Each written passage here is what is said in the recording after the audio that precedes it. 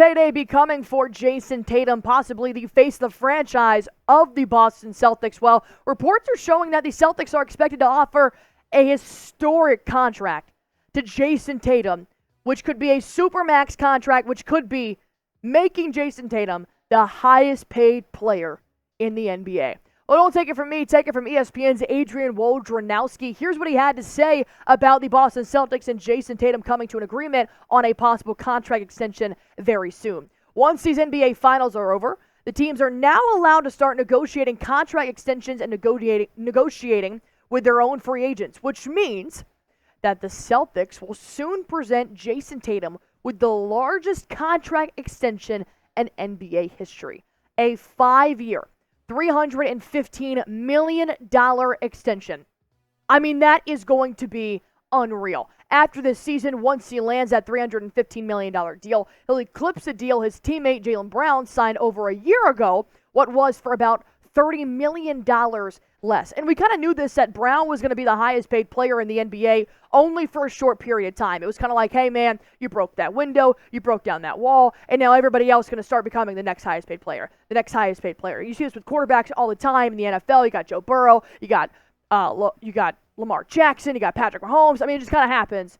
And then now the Boston Celtics do fortunately have two of the highest paid players possibly in the NBA on their roster. Here's Brown's salary right now. As you guys can see, that contract extension does kick in next season, $49 million. Then it goes all the way down to 28, 29, $65 million for that season. I mean, Brown is going to be a very expensive player. And then adding on somebody like Jayson Tatum is going to be 10 times more expensive here. But here's what he currently makes.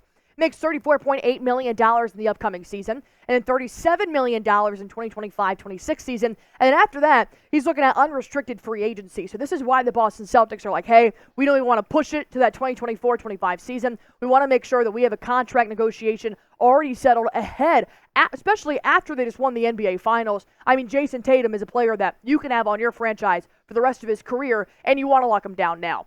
So coming in here from a nice little SPO track, breaks it down even more here about his contract extension numbers. Jayson Tatum is eligible to sign a 5-year, $314.8 million extension this summer, which would guarantee him $349 million over the next 6 seasons. I mean, that is an absurd payday, and they break it down even more that if they were to offer him this extension, let's say next week or something, this is what Tatum would start making starting in 2025. So you got to think Brown's contract extension will start next season, and then Tatum's would start the season after that, and then all the way through 2029-30, he'll make $72 million in a season. I mean, I would love to break that down to what each game he would make there, but this is an extremely high payday, but I do think Jayson Tatum is worth it. Tatum earned the extension this season. No, he wasn't the NBA Eastern Conference Finals MVP or even the NBA Finals MVP, but Tatum has proven that he can be the face of the franchise. There have been several MVP discussions around the league. There have been several, is he the next face of the league discussions. I think Jayson Tatum proved that he's a scorer at all 3 levels. He can play on both sides of the basketball, and he's continuing to prove that he is better year in and year out. But this season alone, I think the Celtics would not be successful this year the way they were without Jayson Tatum. Adrian Wojnarowski goes on to continue talking about Jayson Tatum's extension. I talked to his agent, Joe Wexler, earlier today. Interesting enough, he says, and he and Tatum have not discussed the elements of that deal all season. He says Tatum hasn't talked about postseason MVP awards, nothing. The only thing he talked about is winning a championship. And we're watching the parade. We saw it on Friday, and I was watching Jayson Tatum, and I'm just glad that he's finally basking in all of his accomplishments because he's had several, man. The guy's 26. I'm 25.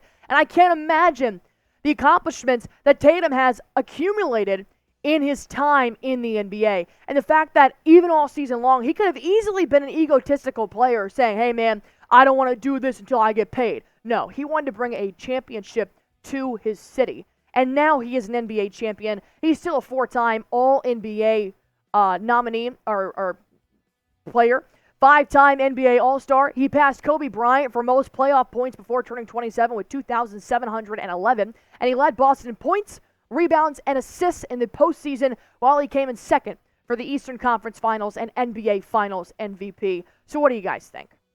Should Jayson Tatum be the highest paid player in the NBA? Type Y for yes, type N for no, because like I said, 5 years, $315 million.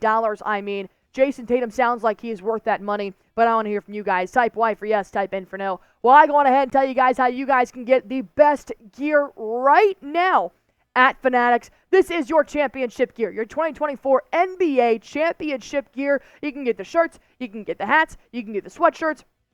I will be repping this come next season. I know almost everybody in TD Garden is going to be repping this come next season. So if you guys want to go ahead and get it, go to chatsports.com/NBA champs. I mean, I'm getting this t-shirt, and I'm handing this down to my grandkids. I'm going to say, hey, man, I covered the Celtics in 2024 when they won. Here is my shirt. Now it's yours. It's going to be vintage by then, but you never know.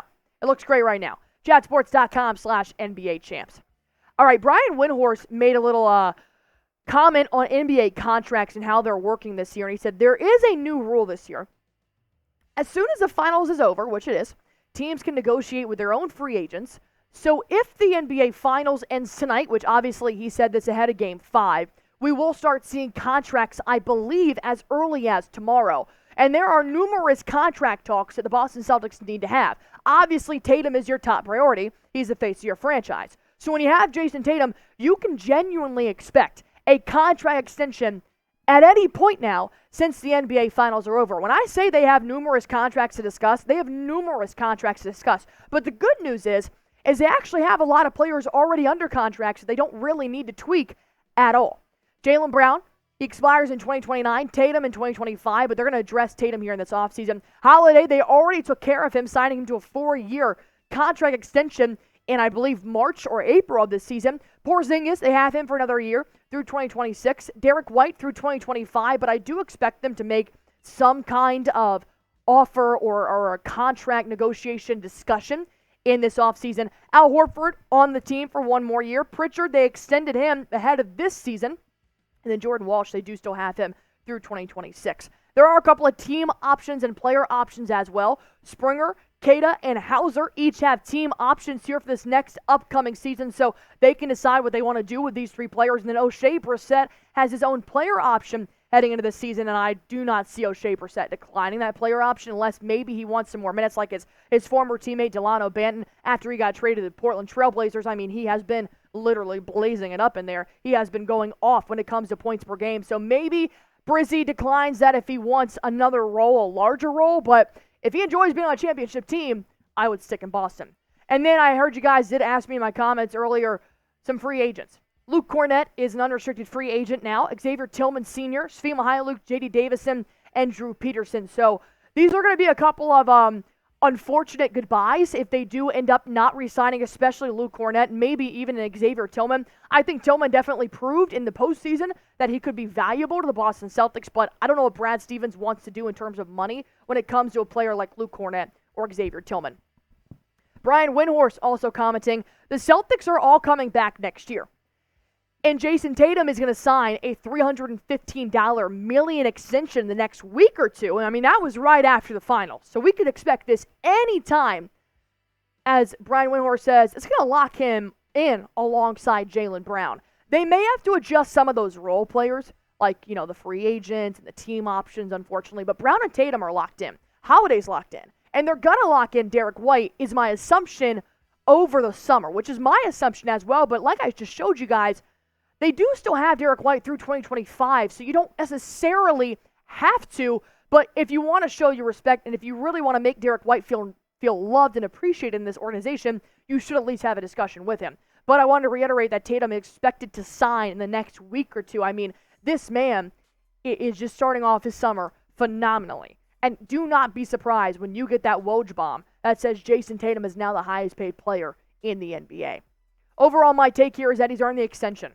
I don't look at this player, and I don't look at him as an overpaid player. Obviously, he's not perfect. Jaylen Brown's the highest paid player right now, and he struggles with his left hand.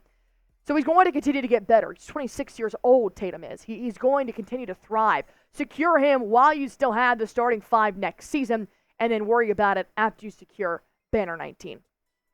Should Tatum be paid more or less than a 5-year, $315 million deal? Type M for more, type L for less if you guys think this is too much or too little for Jayson Tatum and his accomplishments so far in the NBA. Comment that down below, and as always, hit that sub button for me if you guys have not already. We will try to go live for the draft on Wednesday and Thursday of next week, and then free agency starts next Sunday. You guys don't want to miss anything. Hit that sub button for me.